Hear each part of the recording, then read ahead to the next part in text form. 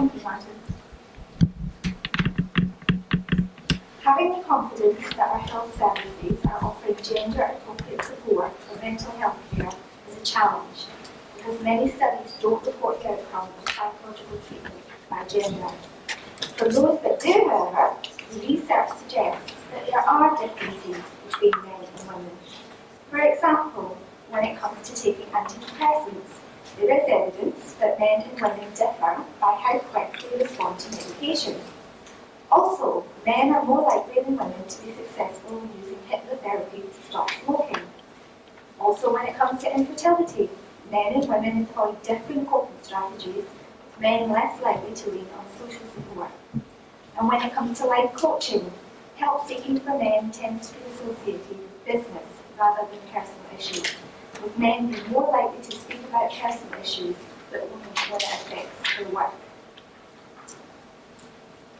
Furthermore, we know that 3 to 4 times more men than women take their own lives. And we know that men don't seek psychological help as much as women do. But how can this be explained? Well, some authors suggest that this might be because the types of treatment on offer are less appealing to men than women. Because, for example, many interventions are more emotion-focused than solution-focused.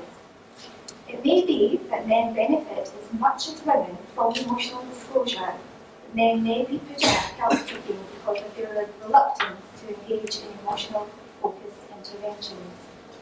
Kate Holloway's presentation yesterday exploring the perceptions that psychological therapists had of gender treatment preferences also found that whether it's nature or nurture, men want a quick fix and women want to explore. So, on to our study, which explores these ideas further by asking the general public their views. We asked men and women what type of interventions they would prefer if they needed treatment. So, for example, cognitive behavioural therapy, counselling, as well as whether they would prefer a male or female therapist. What type of everyday coping strategies they use when they're feeling stressed. So, for example, drinking alcohol or talking to their family. And what sort of things trigger them to seek help. So what needs to happen to someone to decide it's time to ask for help. And specifically, in our study, we aim to identify any differences between men and women. So this study is a cross-sectional online survey using the psycholigcal platform. We have controlled for any effects of variables such as age and socioeconomic status. Gender and mental health are our predictor variables, and the outcome variable is the degree of preference for various types of therapy. To date, we have 181 completed responses gathered over a 15-week period, so we've had a pretty successful recruitment run so far. However, like most studies, we have been slower on our recruitment of men, so as of today, we need just over 40 more men to reach our necessary sample size required for our analysis. The results presented today are therefore our preliminary findings that we think you might find interesting. So, we asked our participants, if you had a mental health problem, what kind of treatment would you prefer? On the x-axis, we have the therapy options we provided. So we've got cognitive behavioural therapy, psychodynamic psychotherapy, coaching, counselling, hypnotherapy, attending a stress management workshop, attending support groups, and eye movement desensitization and reprocessing. In the survey, we briefly describe what each of these therapies involved. Participants rated each therapy using a 6-point Likert scale, responding in degrees to which they either liked or disliked each therapy. On the y-axis, we have the mean preference score, so the higher the score, the more participants liked that therapy. And blue columns on the left represent male responses, and green on the right, female responses. So the first thing to note is that both men and women had an overall preference for CBT. Now looking at where there was a significant difference between men and women, we can see that men had less of a preference for psychodynamic psychotherapy than women. So men were less likely to want to engage with their emotions on a deeper level and talk about their feelings. But men did have a stronger preference when it came to hypnotherapy, which probably reflects the fact that men often look for a quick fix for their problems without needing to talk about their feelings. And hypnotherapy is seen by many people as a quick way of achieving it. The next few slides relate to the issue of whether we need more male psychologists. This is a topical issue that extends psychology into discussions of equality of representation. If you read the Psychologist magazine, you may have seen a series of letters on this issue over the last 5 months or so.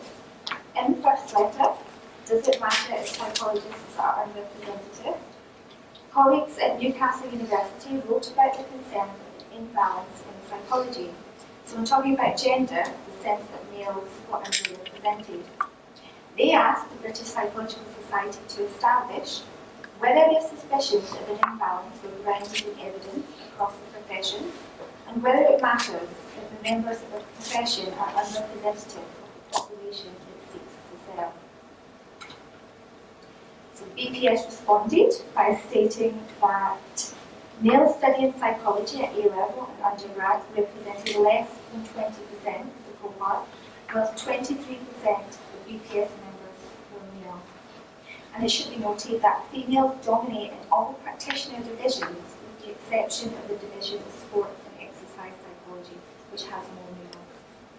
The BPS also responded by saying that they had no data to be able to determine if the profession is unrepresentative of the population it seeks to serve. So it does not know to what extent this might have an impact on people who use those services. The president of the BPS therefore called for research into this area. The final letter in the series came from our research team, commenting that the issue of the lack of male psychologists is much more urgent than simply equality of representation, and that research here at the Male Psychology Network is currently attempting to address this issue.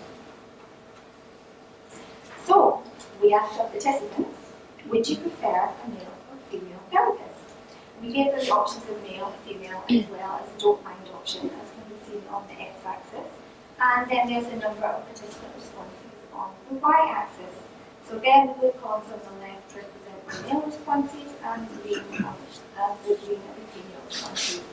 So even though we are still below our sample size for male participants, see that 17% of our current sample size of men said they would prefer a male therapist. So men are more likely than women to prefer a male therapist. However, there are far fewer male therapists than female therapists.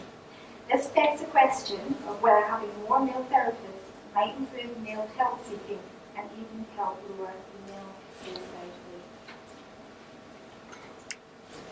As well as attending therapy, people also tend to engage with everyday coping strategies in response to psychological stress in an effort to maintain their mental health and emotional well-being.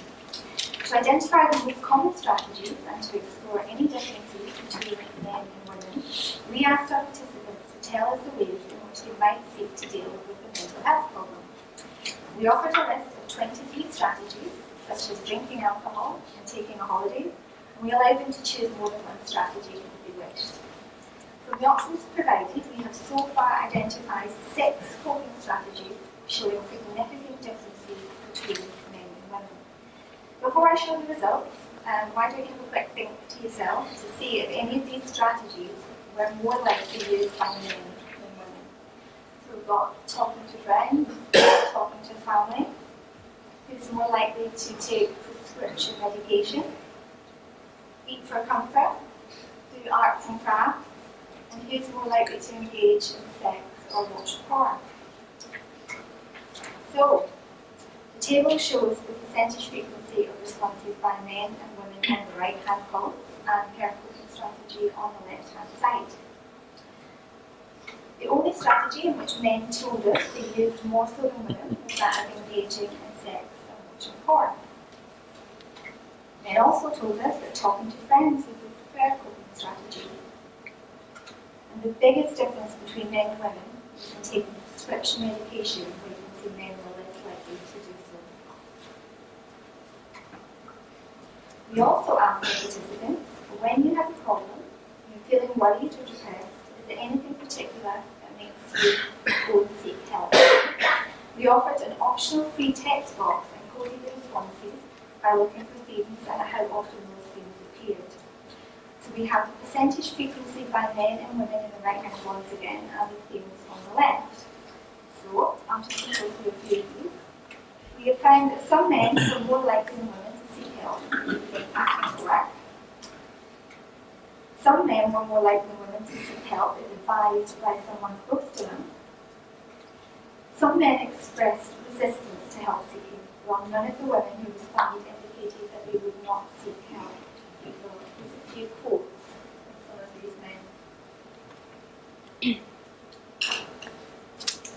I should note that over half of our participants reported being single at the time of the survey, so this may affect our findings. However, these results also support research regarding men when it comes to engaging in life coaching. Additionally, research being presented by Laura Middleton Curran later this afternoon touches on attitudes and may be able to offer some insights into some of these findings. So, to conclude, these results illustrate that men and women are not the same in how they cope with stress and manage the psychological and emotional well-being. There are important differences that need to be considered if we are to understand some of the barriers that are preventing men getting help they might need. Once we've confirmed our results, we hope these findings can be used to improve the way health services are presented and delivered to patients, particularly in offering men treatment options that they will be more inclined to use. Our research has so far identified opportunities to do this based on potential service user feedback. From listening to the men in our survey, health services should therefore ensure to offer men CBT, if this was men's preferred therapy. Some men told us that they prefer to see a male therapist, so we should ensure this option is possible. Some men told us they watch porn to manage stress, and linking porn websites with helplines could be useful. Also a possibility is to provide links to helplines in workplaces, as men also indicated that stresses in work life were likely to trigger help seeking.